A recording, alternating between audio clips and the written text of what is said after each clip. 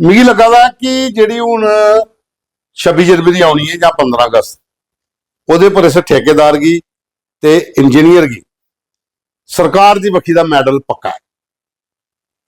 तुसीं यकीन नहीं होना, ये देखो एक रोड बने दा, फिर उहदे पर एक पुली बनाई, रोड थले पुली उपर, ना बंदा पैदल जाई सकदा ते ना स्कूटी मोटरसाइकिल जाई सकदा। ये अप्रूव भी होई दी। चौकी चौरा छंभ विधान सभा खौड़, ਉਹਦਾ ਗ੍ਰਾਂ ਪਿਆ ਘਾਰ ਮੋੜ ਕਟਵਾਰੀ। एक रोड बनाया हा ਤੇ रोड ਦੇ ਵਿੱਚ ਇੱਕ ਪੁਲੀ ਬਣਾਣੀ। ਉਹ ਤੋਂ ਸਾਪੂ ਆਈਡੀਆ ਲਾਓ, ਜਿਹੜੀ ਪੁਲੀ ਬਣੀ ਦੀ ਹੈ, ਜਿਹੜਾ रोड पर चलेगा ਉਹ ਪਹਿਲਾਂ ਸਟੈਪ 2 ਚੜੇਗਾ ਉੱਪਰ ਤੇ ਪੁਲੀ ਕ੍ਰਾਸ ਕਰੀਏ ਥੱਲੇ ਜਾਏਗਾ। ਪੈਦਲ ਚੱਲਣ ਵਾਲੀ ਤੇ ਚਲੋ ਜਿਹੜਾ ਚੱਲਦਾ ਫਿਰਦਾ ਸਹੀ ਬੰਦਾ ਉਹ ਟੱਪੀ ਜਾਊਗਾ ਚਲੀ। ਗੱਡੀ ਕਿਵੇਂ ਜਾਣੀ ਹੈ? ट्रैक्टर ट्रालियां लोकें रखियां उत्थे, वो किए चढ़नी उपरियां तो स्कूटी वाले किए जाना मोटरसाइकिल वाले। ये है सरकारी पैसे का दुरुपयोग। पर पूछने वाला कोई नहीं, तुस बनाई चलो, लोग दिखा देन। जिहड़े 4 बोलने वाले लोग ने उनकी सुनता कोई नहीं, तो बाकी जिन्हें काम दवाया दा होना जां जिहड़े कोई रिश्तेदारी विच होने ते वो चुप रहिए दूए रस्ते चली गए, आखिर इधर गली जाना। ਇਹ ਹਾਲ ਹੈ जम्मू कश्मीर 'ਚ ਜਿਹੜਾ ਕੰਮ ਚੱਲਦਾ। ਇਹ ਸਾਡੇ ਕੋਲ ਵੀਡੀਓ ਆਇਆ ਹੈ, ਇਹ ਭੇਜਦਾ ਉਹਨੇ ਕਿ ਸੜਕ ਪਰ ਸਾਡਾ ਇੱਕ ਪੁਲੀ ਬਣੀ ਦੀ ਹੈ, ਇਹਦੇ ਪਰ ਚਲੀਏ, ਦੱਸਿਓ ਮੰਤਰੀ ਸਾਹਿਬ ਆਓ ਆਪਣਾ ਕਾਫਲਾ ਲਈਏ, ਸਤੀਸ਼ ਸ਼ਰਮਾ ਜੀ ਦੇ ਇੱਧਰ ਨਿਕਲੋ ਤੇ ਮਜ਼ਾ ਆਈ ਆ।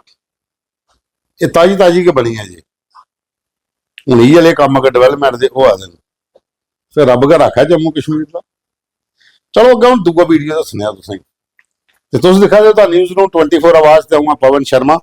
तुंदी सरकार तुंदे मुद्दे एक नवे एपीसोड च तुंदा मता स्वागत। ये दूआ रोड देखो हुण तुस, ये है बिश्नाह दा नौग्रां 8 ग्रां दे विच सेंटर च ग्रां नौग्रां। रिंग रोड पर हर कोई जिद्दां कि इहदे पे चढ़ी जन्ने आ ते सिद्धा पुदा जाना ते जल्दी पुजी जाके। कोटली मियां फतेह 5 किलोमीटर दूर है ते दूई बक्खी तुस चल गए हो बोडी बंब फैक्ट्री 3 किलोमीटर दूर है। पर रिंग रोड पर तो जाना ग्रां ने सारे ग्रां च क्रॉस हुई है।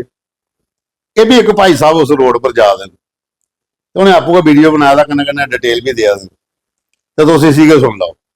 तो साढ़े बिश्नाह के जोड़े MLA डॉक्टर जी भगत, ये तुंदे कोल ऐसे लिंक भेजीगा उड़ के, तो तुम भी चक्कर लाई लो इस किहड़े रोड पर, दिखी लाओ कि हुआ उत्थे।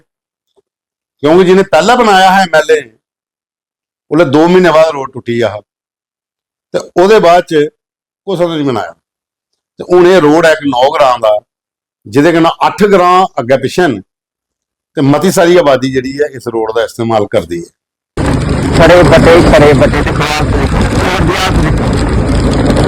आगे रिंग रोड ऑफर जाना, रिंग रोड ऑफर नहीं उत्थे हो जाता क्या कहना गड्डियां चढ़ी जंदियां, ये हो जाता है। मी लगा इस स्कूटी के टायर टुटी जाने, कितनी बुरी हालत है 9 ग्रां की। MLA साहब जागो, दिखो इतिहास तक यही है। कमल अरोड़ा साहब ने बनाया पिछले साल, तो ज्यादा नहीं तो कोई महीना चलिया है रोड, उसके बाद खप्पे बड़ी है। तो MLA साहब कन्नै रिक्वेस्ट है, नौगरा भी दिक्खो, BJP सबसे ज्यादा वोट इत्थूं भी मिले नौगरा दे, पैंच सरपंच तो डेड होए इत्थे दे, ते तुस भी ध्यान दिओ, रोड की बड़ी बुरी हालत है। उसके बाद अगे तुसीं ले चलने अस हुण रियासी। रियासी दे विच कांग्रेस की वखी दा एक प्रदर्शन रखा गया हा, ते किसान यूनियन सारे इकट्ठे हो, ते जिले इत्थों वाले जाना हा जम्मू वाले किसान ने उत्थे, ते जिहड़े इधरे गए ते इन्हें रस्ते च रोकी लिया, ते जिहड़े पाया भामला गए तो उत्थे पौनी चक भामले कोल रोकी लिया पुलिस ने। पा देगी माहौल खराब हो जाता है, इस करिए 12 दे बंदे एंटर नहीं होंदे ने। ये सारी टीम उत्थे रोकी ली थी, जिहदे च कांग्रेस दे जिहड़े जम्मू कश्मीर दे किसान जिहड़ी यूनियन है उनके जिहड़े प्रधान, ਉਹਦੇ कन्नै सरपंच पंच के एक्स मिनिस्टर भी आए, एक्स MLA भी आए। ये सारे की पुलिस ने उसको अगे जान नहीं दिता कि माहौल खराब हो जाता। उसके बाद लोग अपने अपने घरें वापस चली गए। ये वीडियो रियासी का भेजा उन्हें कि यह हालत है सरकार की कि जो प्रोटेस्ट करना किसानों वास्ते सानू वो भी नहीं करन दिया, आखिर माहौल खराब हो जाता, वापस चली जाओ। देखिए आज मैं जा रहा था पीसफुल प्रोटेस्ट करने के लिए शिवखोड़ी, तो रास्ते में हमारे वो नहीं जाने दिया जा रहा है, ये हम लोगों की आवाज़ नहीं उठा सकते। एडमिनिस्ट्रेशन ने पूरा तरीके से रोक लगाई है, तो इसके लिए बहुत खेद है हमें कि हमारी आवाज़ को जो है रोका जा रहा है। तो मेरी रिक्वेस्ट है, यहाँ पे हमारे अफसर साहब आए हैं, हमारे ऑफिसर्स आए, इनसे रिक्वेस्ट है कि हमें वहाँ पे माथा टेकने की परमिशन दी जाए और कुछ नहीं सर। ਹੁਣ ਅੱਗੇ ਚੱਲਦੇ ਹਾਂ ਇੱਕ ਹੋਰ ਵੀਡੀਓ ਤੁਸੀਂ ਦੱਸਣੇ ਆ ਸਰ। ਇਹ ਵੀਡੀਓ ਹੈ ਪੰਚਾਇਤ ਰਾਹ ਵਾਰਡ ਨੰਬਰ 4 ਬਲਾਕ ਚੌਕੀ ਚੌੜਾ। ਇਹ ਲੋਕ ਸਾਰੇ ਖੁਸ਼ ਨੇ ਕਿ ਮੰਤਰੀ ਸਾਹਿਬ ਕੀ ਇੱਕ ਕੰਮ ਦੱਸਿਆ ਹੈ ਇਲੈਕਸ਼ਨ ਦੇ ਟਾਈਮ ਪਰ, ਉਹ ਹੁਣ ਕੰਪਲੀਟ ਹੋਈ ਹੈ। CDF ਚ 2 ਲੱਖ ਰੁਪਇਆ ਲਾਈਏ ਇਸ ਕਿਹੜੇ ਵਾਰਡ ਦੇ ਵਿੱਚ ਪੂਰੀਆਂ ਟਾਇਲਸ ਪਈ ਜਾਂਦੀਆਂ।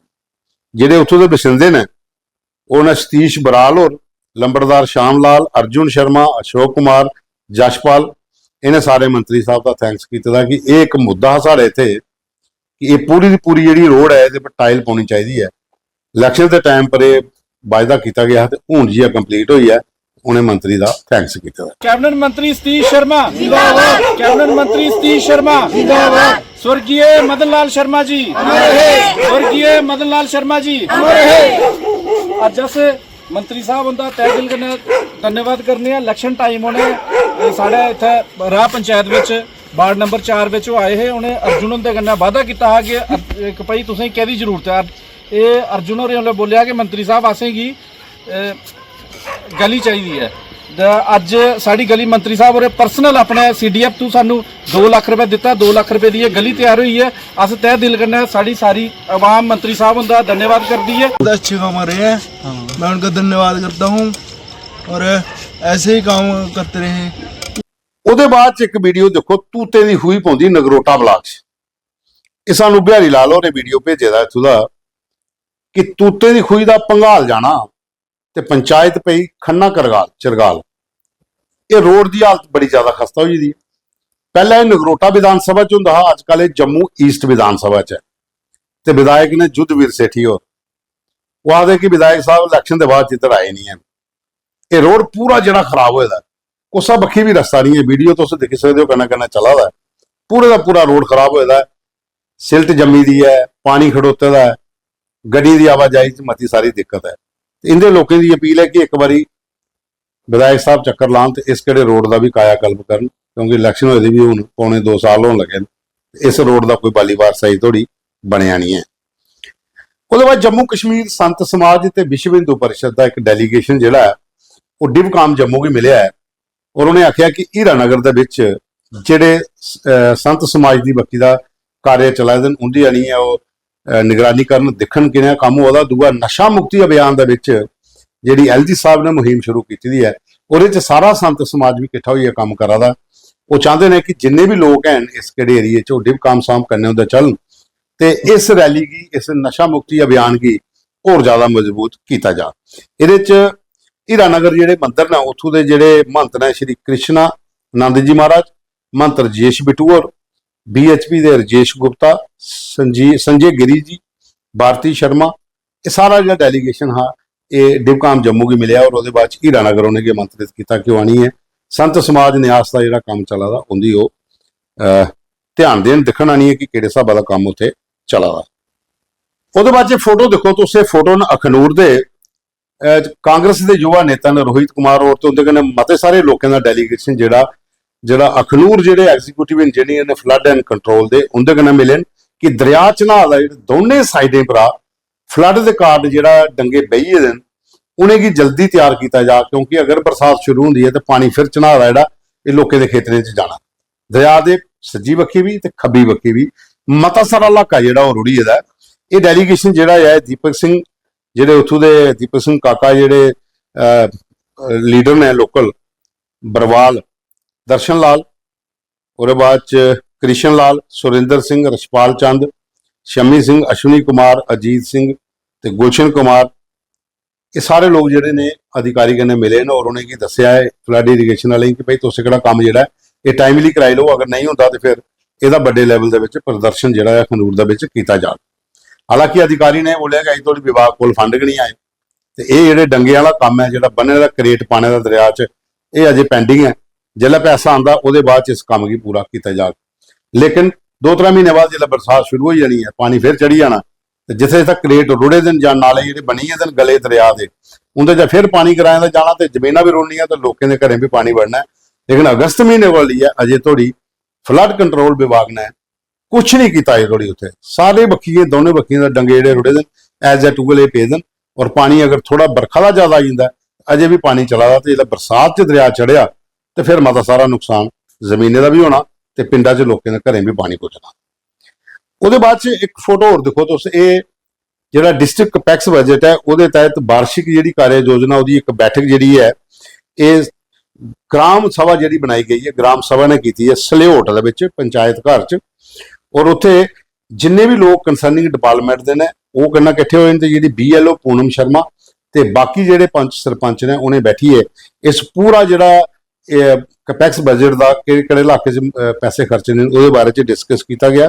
ਇਹਦੇ 'ਚ ਅਜੇ ਸੇਠ ਨੇ, ਵਿਸ਼ਾਲ ਸ਼ਰਮਾ ਔਰ ਨੇ, ਐਕਸ ਸਰਪੰਚ ਦਰਸ਼ਨ ਲਾਲ, ਐਕਸ ਨਾਇਬ ਸਰਪੰਚ ਸਤਪਾਲ, ਸੁਭਾਸ਼ ਚੰਦਰ, ਬਾਬੂ ਰਾਮ ਤੇ ਐਕਸ ਸਰਪੰਚ ਰਜੇਸ਼ ਸ਼ਰਮਾ, ਤੇ ਬਾਕੀ ਜਿਹੜੇ ਕਪੈਕਸ ਬਜਟ ਦੀ ਕਮੇਟੀ ਦੇ ਜਿਹੜੇ ਮੈਂਬਰਸ ਨੇ ਜਾਂ BLO ਉਹ ਸਾਰੇ ਅਧਿਕਾਰੀ ਇਕੱਠੇ ਹੋਈਏ ਆਪਣੇ ਇਲਾਕੇ ਦੇ ਵਿੱਚ ਕੰਮ ਕਰਨ ਵਾਸਤੇ ਮੁਹਿੰਮ ਜਿਹੜੀ ਆ ਹੋਰ ਜ਼ਿਆਦਾ ਤੇਜ਼ ਕਰਨੇ ਦੀ ਸ਼ੁਰੂਆਤ ਕੀਤੀ। ਤੇ ਸਾਥੀਓ ਇਹ ਸਾਡੇ ਕੋਲ ਹੈ ਅੱਜ ਦੇ ਫੋਟੋ ਵੀਡੀਓ ਮੁੱਦੇ, ਤੇ ਕੱਲ ਵੀ ਮਿਲ ਗਏ ਇੱਕ ਨਵੇਂ ਐਪੀਸੋਡ 'ਚ। ਪ੍ਰੋਗਰਾਮ ਕੀ ਪੂਰਾ ਦੇਖਣਾ, ਲਾਈਕ ਕਰਨਾ, ਸ਼ੇਅਰ ਕਰਨਾ और कमेंट्स में करें।